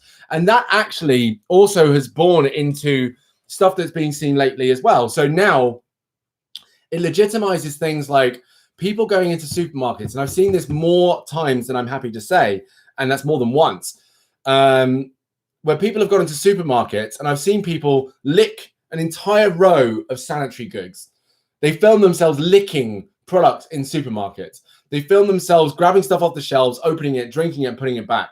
Now, again, even if they've already paid for it, which is their defense, it doesn't matter because it legitimizes and again, normalizes. And we talk about this a lot, about normalizing harmful behavior. It normalizes this idea that that's okay for us to do, right? It normalizes this idea that that's all right and acceptable because it's being filmed. And that's where the danger lies. It's okay to traumatize people. It's okay to re-traumatize people. It's okay to upset people as long as it's on camera and subscribers are being gained. And I think it's really important that we follow what's said in the article because, of course, like, if we're not taking a stand, if we're not really saying, like, this is wrong, then unfortunately that stuff continues to happen. And even to the case where I think even then, if there was the ability where they could make it clear, right? Like I said, it's all right. No, Lucy, sometimes they do this. Sometimes, honestly, they just go quiet and they listen. I can guarantee you they're not quiet because you're in the room. They're quiet because I'm talking. It's fine. Really. I really think that's what it is. It's important that we stay conscious of that. And of course, the best way for us to do that is not necessarily go into a comment section online and start disagreeing with everyone, because that, bear in mind, you're going into the wolves' den. You're walking into the lion's den, right? You wouldn't go into the lion's den and tell everyone to stop being lions. But instead, look at the people around you and make sure that they're all equally educated. Make sure they're not falling astray. Make sure they're holding themselves accountable, right? See, Lucy even comes in here and dabs on the haters. She doesn't even know about dabbing on the haters, but here she is dabbing on the haters. We love it. Yeah, and just making sure the people around us are not falling trapped to it. And that's exactly what I'm doing here, right? It's exactly what I'm doing here, is making sure that you guys don't fall into that trap. And if you are in that trap, being aware of the trap that you're in, because you won't see it. When we're in traps, we don't see it as traps. We don't see ourselves in a trap. We see ourselves in a place that we want to be in. But we're in a place where we don't realize that we're feeding and justifying and effectively paying energy towards something that actually does a lot more harm than good. Because that person, and again, this comes back to it, that person in a video might be pinching an actor's butt. And we might go, yeah, okay, fine. But as that article explains, that ties to the harassment, the sexual assault, the sexual abuse, the gaslighting, and the mistreatment of women on a much larger scale. So we can just say, oh, it's just one guy pinching a butt. But actually, when we look at the further impact of that, that is why that suddenly doesn't become okay or acceptable, right? Because we're going, oh, it's not just the person pinching a butt. It's not just that. So yeah, it's really important for us to be aware of that. And with any social experiment, I think it comes down to, and it's funny because actually with the social experiments I've seen, I've noticed it's often the same kind of guy. It's the same kind of guy. And I deliberately say guy because actually I don't see a lot of girls. I don't see a lot of girls doing it. I don't. Women are usually the tools or the victims in these social experiments. They're not usually the perpetrators. Usually, I don't see that. I think I've seen one. I've seen one. But it didn't really kick off that much. Funnily enough, because I guess guys don't want to see that, which also says a lot there as well, doesn't it? It really does. It's just such a shame. Such a shame. Right. Well. That concludes that. Any final comments? And men are just the tools. Yeah, well, exactly. Yeah, men are equally the tools as well. Men are much of the tools in it as well. They're utilized, obviously, to make sure that someone's paid. That's it. It also makes young viewers think it's okay. Then they go out to a random person doing the same thing, like grabbing, slapping their ass or something. No, precisely. And it makes it doesn't. The thing is, I think the scariest part, and this reminds me, right? This is something I read and it really, really spoke to me. And I was like, whoa. Someone asked the question, what does it feel like to be crazy, right? To be like nuts? And the answer, and this answer will shock you. No, the answer actually was like, oh yeah, of course. The answer was it feels normal. Being crazy feels like being normal, because real crazy doesn't know it's crazy, right? It does not know. If we're able to have a conscious ability to recognize that what we're doing is out of sorts, then we're still able to. No, absolutely. Twixie, talk about it. I was waiting for you to leave the comment. Talk about it. Share. Talk about it. Absolutely. Yeah, if we're able to hold on to that element of recognizing that we, have done something wrong and we're not thinking quite straight, then we can control that and we can go, let me have a look at this. Let me work that out. We have the capacity to sort it out, right? So we can't really be crazy because we have a way of mitigating the crazy. Real crazy does not know that it's crazy. It doesn't know. So in the same way that this situation, when you say they think it's okay, they don't think it's okay with an element of moral compass that goes, oh, but I know it's not. No, they genuinely do not recognize the problem. And that's why they're upset when they get called out. That's why they had that backlash when they thought it was okay to motorboat a bunch of women to raise money for charity, and the charity returned the money, rightfully so. Because I wouldn't want to have a charity that was funded off of the molestation of people. That's not how I want to build a charity. That's absolutely not how I want to heal people. I don't want to know that people's lives have been improved off of the molestation of other people. That's not it. And it's the fact that they don't get that. They do not get that. To them, what they did was just and right. And it's nowhere in their mind to think otherwise. So of course they got mad. And they blame radical feminists. It's so lame. I can't stand it's all radical feminists. Yes, once again, it's the women's fault. Get over yourselves. Honestly, some dudes drive me mad with their lack of accountability. I mean, some girls do too, but it's just in the context of this conversation. Some men really don't understand accountability, and it drives me up the wall. It's more like drugs support charity being given money that was made by selling drugs. Precisely. Exactly. Yeah. It's exactly that, isn't it? It's just like, here's your donation of like £10,000. Wow, it's amazing. Thank you. I can't wait to make all these people feel better from rehab, through rehab after their heroin addiction. How have you managed to raise this money? Well, funny enough, I sold a load of heroin. Take this back. What are you doing? Take this back. No. No. So stupid. And yet they don't realize it. Mad. I'm waiting for Twixie to share the story. And then once we share the story, we can go on to the quiz that I've already got here. Yes. But this is it, Lucy. We talk about the important stuff, We really get into the nitty-gritty of what's real out in the world, yeah? We talk about the real issues, yeah? We talk about the real things. Do you know what I mean? Right. So this guy convinced his whole family to prank the parents. I think it was the parents anyway, into thinking they had all been brutally murdered. They literally set the whole downstairs. Oh my God. While you finish that comment, Twixie, I'm also thinking about the prank. And I this one I'm not so sure about, because you can see that it's traumatizing, right? You can see that it causes genuine upset. Is the prank where they pretend that their little brother or something's invisible. Now, if you think about it, being invisible is cool until you really think about the fact that it wasn't your choice and literally no, you don't exist. Thanks, Luce. Yay for Luce. Yeah, like you literally don't exist. You exist, like you exist in your mind. You can think, you can feel, you're there, but you are not there. And actually, when I really get to grips with that, that is terrifying. Certainly for a little child who can't comprehend that. So I kind of also have a problem with those, because I'm like, you can see them. You can actually watch the moment where that child's life genuinely has a big T trauma in it. You can see it.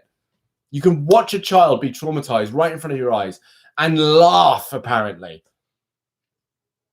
So I'm on the fence with those because I'm like, I don't think that's funny. Like it was new and innovative, and I liked it the first time because the first time I saw it was with an adult, and I felt like they could handle it a little bit better. But when I started watching them do it to kids, and you could see their faces, I was like, yeah, nah, we don't, nah, not with the kids, man, not with the kids. You have any idea? And we talked about this yesterday, right?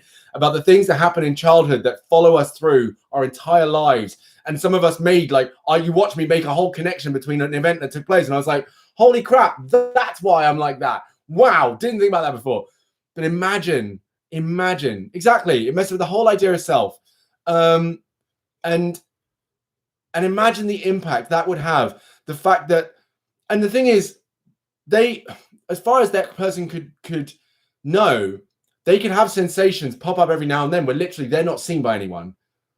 What you end up with is potentially someone who either becomes extremely socially anxious because the idea is they could, to themselves, they could be invisible, right?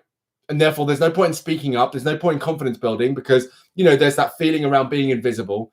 Whenever someone ignores them or doesn't pay attention to them, they could have real problems with that, which could lead to anger issues, which could, I mean, you could end up with someone who's like a proper attention seeker, but, you know, but really like aggressively attention seeking because they're terrified of being invisible, of not being seen. The impact this has just from a prank as they grow up, again, astronomical, but it's a prank. Doing it to adults, I think maybe slightly acceptable.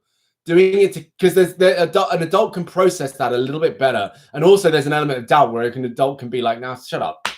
Nah, no, I don't believe you. Because it may, what I would do, I'd probably have a moment, but I'd be like, hang on a second, let me just walk out here. Let me just walk out of this environment and go up to the first person I see and be like, yo, can you see me? And then he'd be like, yeah, okay, thank you very much. And then go back and you're all bastards, man. With your games. But a kid doesn't know how to do that, mate. It doesn't know how to do that. And that's not funny. That's not funny. So, okay, I'll start from the top, Twiggy. Thank you. So, okay, this guy convinced his whole family to prank the parents into thinking that they had all been brutally murdered. So they literally set the whole downstairs of the house up, covered in blood and stuff. And they used loads of prosthetic makeup to make it look like they'd all lost limbs and suffered huge, horrific injuries. And they all pretended to be dead in the kitchen and living rooms spread around the house. And when the parents came home, it was just painful watching the tragic reactions. That is just horrific. Again, that pranking someone is not traumatizing them. Oh, that would kill me. Do you realize that? Like, and again, what that does is it speaks to how little a person understands how much a parent loves their child, right? How much, truly. And it's a dangerous game as well, because a parent could react in any different way. Like, this is the thing. Trauma doesn't just respond with hysterical screaming and crying. Sometimes trauma is silent. So if they had done that and the parents came home and didn't seem to respond, right? Because I can, when I get impacted by stuff, I don't wail or scream or, you know, get erratic or anything like that. I go quiet, and I know this. Right, I go very quiet because I'm very conscious of. I try to stay conscious of what's going on in my head. What is my brain trying to do right now? Right, and so it will look like I don't care. It will look like I don't give a crap. It will look like my emotions are dead. But actually, what I'm doing is I'm trying to process them. So if they come home and not responded by, oh, bye, Veronica. See you later. Thanks for coming. Bye. Guys, this is it. We can all get points on Veronica because she's winning on the leaderboard. Now you can catch up. Ooh, Veronica. Ooh, what are you doing? Ooh. Yeah, like if they'd have come home and not been hysterical and upset and stuff, and they'd watched them and not responded, that kind of given the wrong message, right? They kind of they could have given off this message of, I don't care as much as you think I care about you dying. But that couldn't be the case. And it opens up a whole can of worms around whether or not a parent cares about their child. And that's a risky game to play, man. That's such a risky game to play. And again, it's just irresponsible anyway. But no, that's what I mean. Imagine coming home after a nice day and finding any of your family like that. I just couldn't. And this is coming from someone who kind of quite enjoys listening to like murder mysteries and stuff. But the thought of it actually being a reality is like, no. Oh, heavens, no, no, no. This is actually, and it's upsetting because it's a reality for some people. So to turn it into a fake prank scenario is just, honestly, I'd be setting up serious punishments for my kids. I would send them off to empathy school, wherever the hell that is. I'd send them to empathy school, take them off to perspective school, take them, and they would be punished for what they did. They would be punished because the only thing they think it's a prank, they think it's funny, but I'm like, I've clearly not given you the full understanding of emotional intelligence. No. I'd want it to be a prank if I saw that. I would. Jesus Christ, that's horrific. That's so horrible. Even thinking that that's something that you do. No. They could have both have heart attacks. And that's the other thing. They could have both have heart attacks. Oh, so stupid. Why are people so stupid? I don't understand, man. I had a chat with one of my coach buddies yesterday, and I'm really glad I spoke to him. And I did say to him, I asked him a question to do with my coaching work. And his answer was surprising to me because I'd known him for like 2 years, and he's a really good coach who's been doing it for a very long time with his wife. He's been doing it for a long time with his wife, but no, he's been working with his wife for a long time coaching, and he actually said this. He was like, the thing is, Dan, my expectations of people, and this was a surprise to me, but I totally get it. My expectations of people are right here. They're here. And it's not because I think people are this, right? It's not because I think this little of people. It's just that my expectations are here. Because with everything that's going on in the world, it leaves this thing for the bar to be low so that any person does something that's greater than this, it's a win. It's a win. And it just makes you feel better because I want people to win. I want people to be able to win. So if my expectations are here, then literally it's a much lower bar for people to just, I can go, oh, they're doing better. Oh, great. Oh, thank God. People are starting to cycle to work. Great. Fantastic. That's great. Just the minimal thing, minimal. Oh, people are showering. Cool. Like minimal thing. It's not because he hates people. He doesn't hate people, but it's just that thing of, it allows him to not get frustrated and infuriated by asking questions like, why are people so dumb? And he's like, no, right here. That's it. That's what I expect from people right there. And I was like, do you know what? I'm going to start doing that. Obviously, I'm doing very well, as you can tell. But I was like, yeah, I need to get there. I need to not expect so much of people. I really do. Because otherwise, you just get left, right, and center. You just get infuriated, right? You just get angry. Whereas you're just like, okay, not surprised about that behavior. No, that makes sense that you did that. Yeah. No, that's absolutely fine. Yeah, I get that you did that. That makes perfect sense. Yes. Oh, you decided to not do a prank video. Oh, well done. Oh, yay. Oh, yay. That's more than I expected. Fantastic. Hooray. Well done. Good. Yay. See how it works? Nice. I just hope and pray that it wasn't real and it was set up, because if it wasn't, those parents are probably still dealing with the trauma. They'll be dealing with the trauma anyway, because the thing is, this is the sad part about trauma, is that it doesn't even have to be real. You can actually be traumatized by third-hand experience, right? You can experience someone else's trauma and be traumatized from that. So you don't actually have to. It doesn't have to be real for it to be trauma. That's basically what I'm saying. It does not have to be real. So those parents probably could be traumatized emotionally, because as far as their brain, and bear in mind, this goes right back to what I said initially, right? This goes right back to it. Our brains can think a thing, and our feelings can respond to it. Our brains can make up a scenario, and our feelings can respond to it, which means our brains cannot discern reality from imagination. So even if, and this is what makes that prank even worse, because basically their kids just want to traumatize their own parents. Even if they walked in and they experienced it and they had the emotional overwhelm, and then it turned out to be a prank, that emotion is still real. that sensation of seeing your own flesh and blood, you know, murdered. Oh, family, your life, the people that you love more than anything in the world, you're literally you just murdered. That's it. That's it. Your brain saw it as a reality. Your brain has had that now. Your brain is now, and that's it. That's it. Nice and it, bang, done. Done. There's no going back from it. It's happened. Because trauma is also an incredibly powerful hardwiring effect in the brain. And it lasts. It sticks. It stays there. It doesn't just, boop, oh, it's gone now. No. People suffer memory loss from trauma. People literally blank whole memories out of their mind from trauma. That's how bad it is. And so it's not something that you're just like, oh, it's a joke. Ha, ha, ha. There you go. You're fine now. No. That stays. That sticks with you. So those parents now have a full vision of what it would look like if they walked home and their whole family had been murdered. They now have that in their head as the reality, which is something that, you know, again, is different when you're imagining it in a way, because you can imagine that and you can feel sick thinking about it.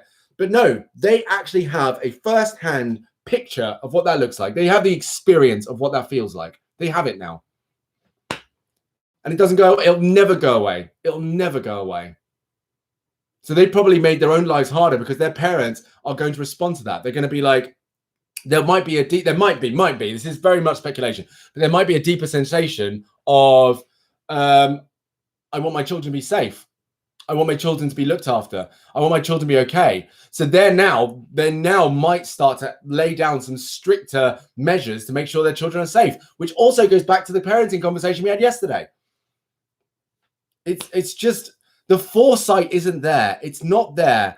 And I don't know how old these people were, but we've also talked about the lack of ability for certain young people to process consequence before action. Remember the big swing? Remember big swing? They did a big swing. That's what they did. Because I guarantee you, if they'd spoken to any responsible adult about that prank, that person would have said, absolutely not. No, don't do that. It's dumb. Right? It's stupid. But no, they wanted to go on the big swing. They went on the big swing. Except this time, they're not the ones who got hurt because they were big swinging in front of someone else and they kicked them in the face. Seriously. Right. That's it. Here we go. Oh, I shouldn't do that actually because I like this. Lucy, how cool is this bottle, by the way? How funky is this? My partner got it for me because I was using hers, so she got me my own. You like it? It's nice, isn't it? It's fun. Woo! Yeah, see, Lucy, exactly. You have nightmares about things that happen to other people, and that's the thing. We can get that. We can affect ourselves by just simply imagining and thinking about what takes place with regards to other people. Hang on, I've got all this stuff. Yep, great, fine.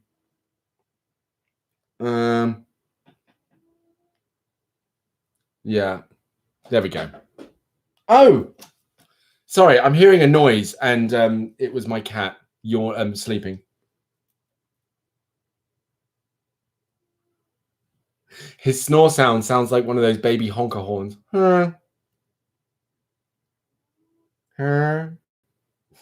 He's so cute. Oh, you cute. He's lying in the sun there. He's not obviously not waking up, but yeah. You could do a around where he would pretend to jump off a bridge and hang himself in front of cars and then scare the driver when they came over. Okay, we're done. We're done talking about YouTube pranks. We've agreed they're nonsense. They're harmful. They're even more harmful than just the immediacy of the video itself. They span out into a collection of harm that's done around the world. Let's leave it there. Prank videos are trash. People who do prank videos are trash. Social experiments are dumb. Everyone uninstall YouTube. Right. Okay. It's quiz time, people. It's time to quiz it up. Quiz it up. Ba-dum, ba-dum, ba-dum. Little darling, quiz it up. I'm going to sing that oh my God. Oh, maybe I should sing that every time I do a quiz now. Every time. Quiz it up. Da-da, da-da, da-da, da. Little darling, quiz it up. Right, Veronica's not here. Uh-oh. Veronica's going to get caught behind. Uh-oh. Because she's turned up to every single episode. I'm not going to say it. She's not here. There's no point in me saying it. All right. So I'm going to guess that Lucy, you're gone. Twigsy and Ethan, you're here. That's what I'm going to guess. That's my assumption noodles on this, is that's what's happened. My assumption noodles is that Ethan and Twigsy are here, but Lucy is gone. Oh, excuse me. Oh, excuse me. I'm sorry. Unless Lucy's got... Wait. No, because I've got Lucy in here. Yeah, Ethan, hello. Hello, you are here. Welcome. Hello. Hello. Hello. 10 questions. And this is a YouTube based quiz. Just like a generic YouTube based quiz. It's not, you know. Who else is here? Reveal yourselves. Meanwhile, I'm going to catch up on my messages. Let me just see who's...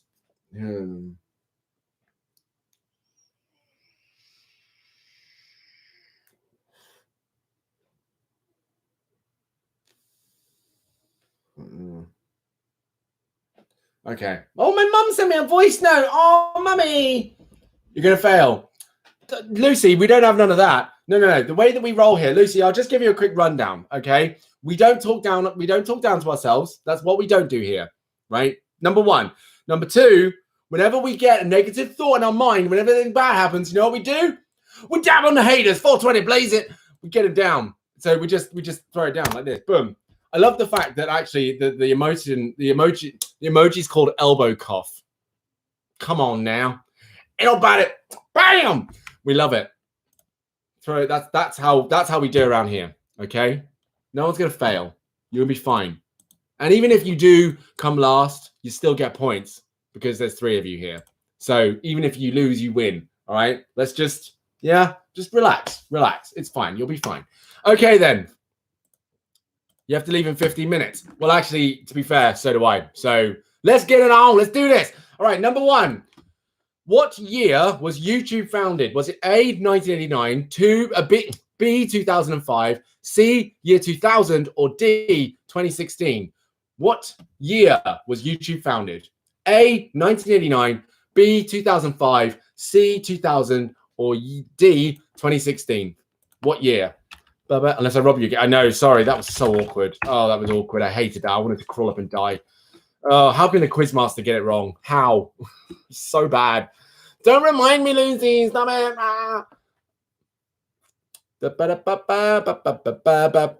Come on, Lucy. What do you reckon? When was YouTube founded? A, 1989, B, 2005, C, 2000, or D, 2016? Come on. Come on. And also, if you've got to go in 15 minutes, then you better hurry up and write your answers. That's what I'm talking about.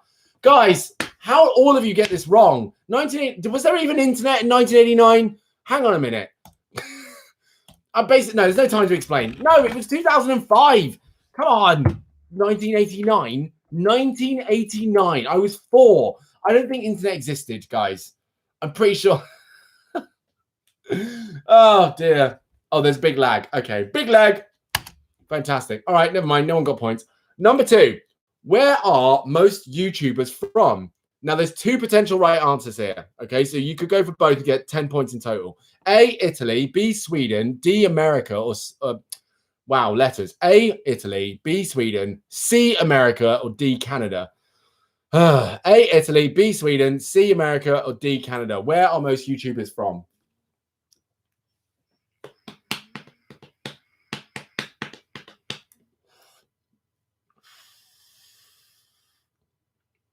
Okay, thank you, Lucy. What we got? I think Twigsy's big braining it. I can see it. I can feel it. I can feel the big brain going. Fantastic. Okay, correct. The answer is C and D. Well done. So, Lucy, I'm going to pop you into our quiz list here. Fantastic. Good stuff. There we go. All right, then. Next question. Number 3. What is an annual YouTube event? Is it A, VidFest, B, UCon, C, NetFest, or D, VidCon? What is an annual YouTube event? A, VidFest, B, UCon, C, NetFest, or D, VidCon? Oh, he's just having a snoozles and a snozzles.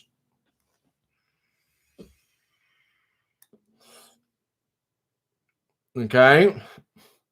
What does the Lucy say? Bing, bing, bing, ding. I can't believe it's stuck in my head all the time. I can't get it out of my head. Everyone on the internet knows this. Careful now.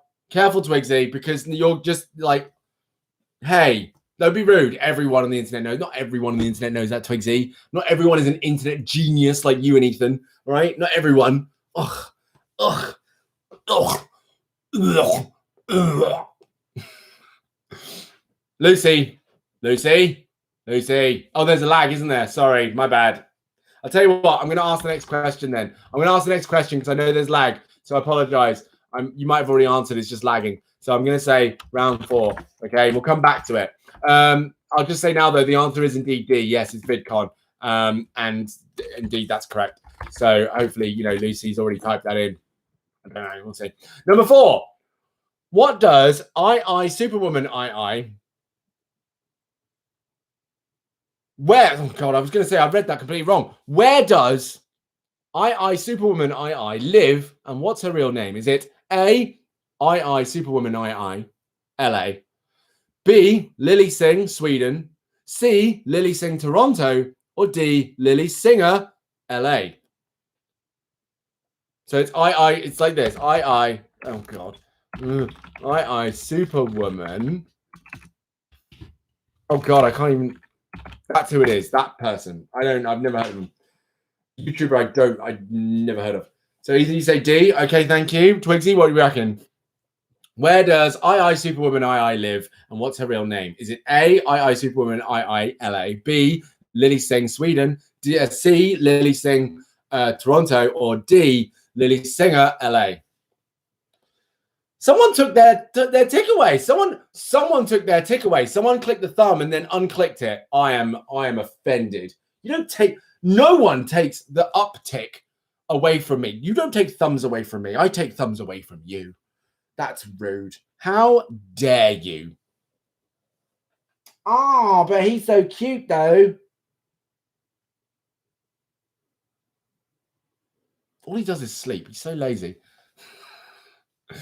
Twigsy, what's going on? Come on. See. Okay, cool. I mean, I'm guessing Lucy's just gone. Oh yeah, you gave it back now, did you? Yeah, you gave it back. You gave me a thumb back. Yeah. Let's not be taking thumbs away. Oh, and adding more now. Oh, okay. I see. That's a guilt thumb right there. That was a guilt thumb. I'll see your guilt thumbs. Guilt thumbs. Not having it. I mean, I will have it. Thank you. Right. D. Okay, so the correct answer was C, Lily Singh, Toronto. So Twigsy gets the point for that one. It was Lily Singh in Toronto. That's where she's from.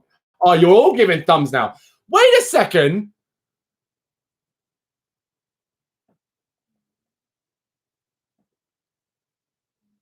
Wait a second. No, I'm tripping balls now. Okay. Now you remember. Sorry, I'm going to pause for a second. You remember. You are messing with me, but someone's messing with me. Remember when ages ago? I think Veronica remembers it. I don't know if you were there, Twigsy. Ethan, I'm not sure if you were there. Right? I've got 4 people viewing this. 4 people viewing. But. Oh wait, hang on. Huh. Chloe came in earlier. Okay. All right. I might pull back on that.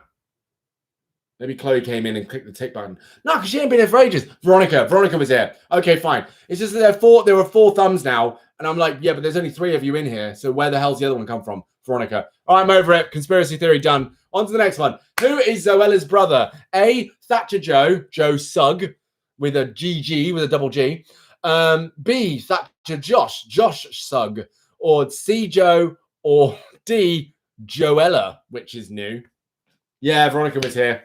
Veronica was here, 2020. V was ear. So who is Zoella's brother? Is it Thatcher Joe Sugg? A. B, Thatcher Josh Sugg. C, Joe. Or D, Joella. I think Joella is a beautiful name. Actually, I don't think it's a beautiful name. No. I hope none of you or anyone you know is called Joella, because I totally just, no, I don't. Okay, Twig says A, Ethan says B. What does Lucy say? What does Lucy have to say about it? What does Lucy have to say? I mean, I might just skip again because we got to move. Everyone's got to go. We got to go. I'm just going to go. All right, round 6. Oh, the correct answer was A. Sorry, it was actually Thatcher Joe Sugg. So well done to Twigsy there on that one. Good stuff. Next one, round 6. Who is the youngest O2L member? Who is O2L? Who are they? Is it A, Cian Lawley, B, JC Kalen, C, Sam Portoff, or D, Trevor Moran? Who is the youngest O2L? Oh, you said B. Okay, you got it wrong too, but never mind. A, Cian Lawley, B, JC Kalen, C, Sam Portoff, or D, Trevor Moran? Who is the youngest O2L member? Who are O2L? I have no idea who they are. Who are these people? Who was O2L? 2012. Wow. Oh, and they broke up in 2014. Why do we even care? So they were around for 2 years. Wow. Yeah, no, I don't know who they are either. But it turns out you're all... Oh, no, Twigsy got it right. Twigsy. Naughty. 5 points. It was Trevor Moran. So well done. Yeah, I don't know who they are either. They were around for 2 years and then left. Well done, guys. Thanks for coming around, O2L. Right, next one. Who has been PewDiePie's girlfriend since 2011? Was it A, II Superwoman II, B, PewDiePie Martia, or C, Zoella? I mean, it's silly because they've literally got the pictures of them right here. They've literally got the pictures right here.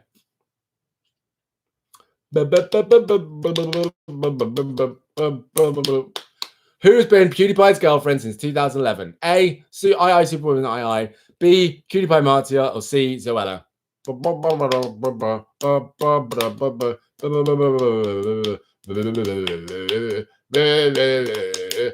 Lucy, I'm going to leave you behind. The answer indeed was Martia. Yeah, PewDiePie Martia, B. Yeah, I knew that. Is Best Bean? Yeah, she seems lovely. She does seem really nice. Number 8. Who's the most subscribed YouTuber on YouTube? Is it A, PewDiePie, B, II Superwoman II? Wow, they love him. C, Mr. Comstock, or D, Zoella? This is a terrible list of available YouTubers. They could have at least made this hard. Seriously. By the way, this was as of 4 years ago, so I don't know who is right now. I don't know who actually is at the moment. I have no idea. But yeah, out of that list, it's probably easy to guess. And indeed, yes, the answer was A. Well done. You both got it right. Congratulations. Don't open up VLC player. Please don't do that. I didn't click you. Go away. Right. Number 9.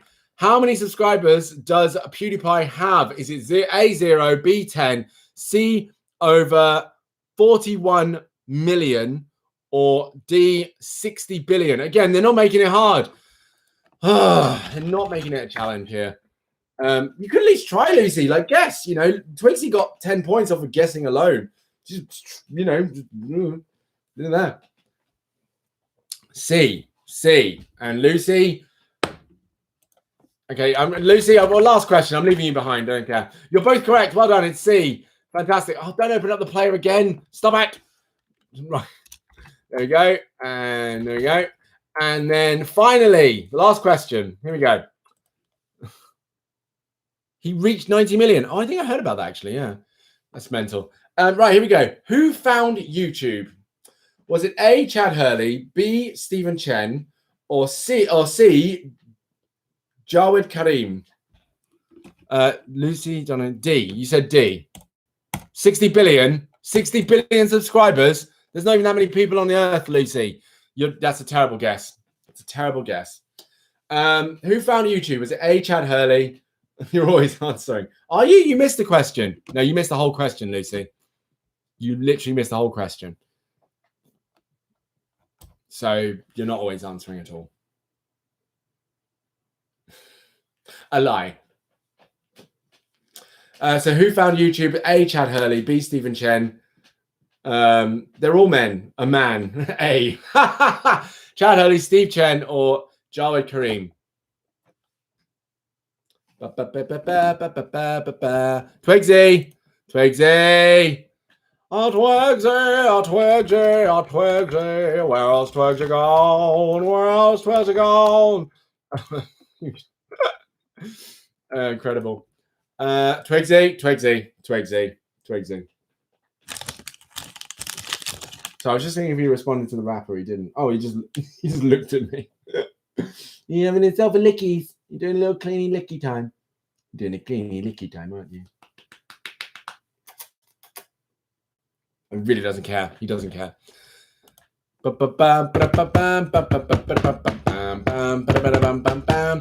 Twigsy. All right, smart ass. No need for that. Right. Well, basically, Twigsy. Yeah, it's true. They were all correct. So well done. But everyone gets points anyway because you all got it right.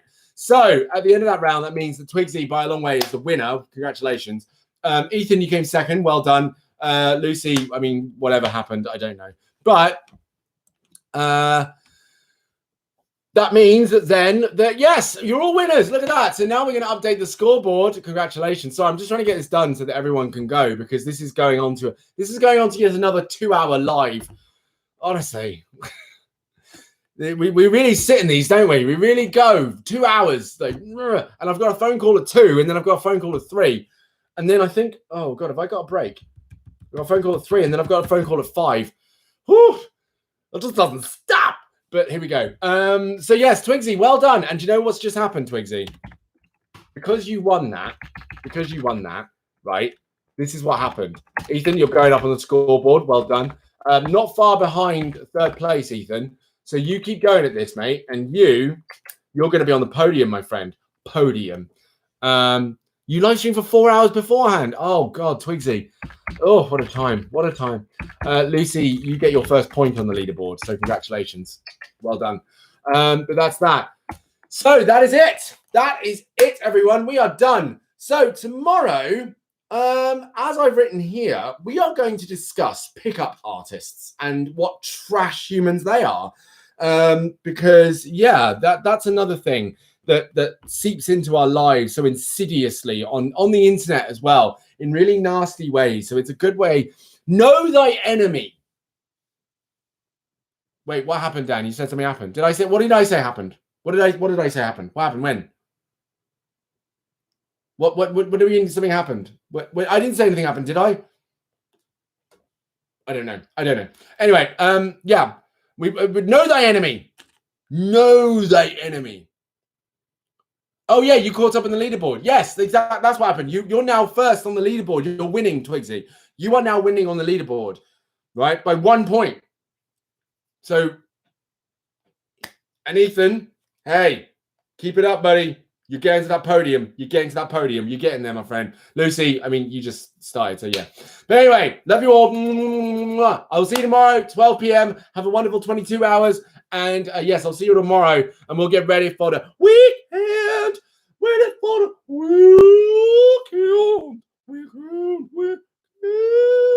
We'll do it. All right. Bye, everyone. See you later.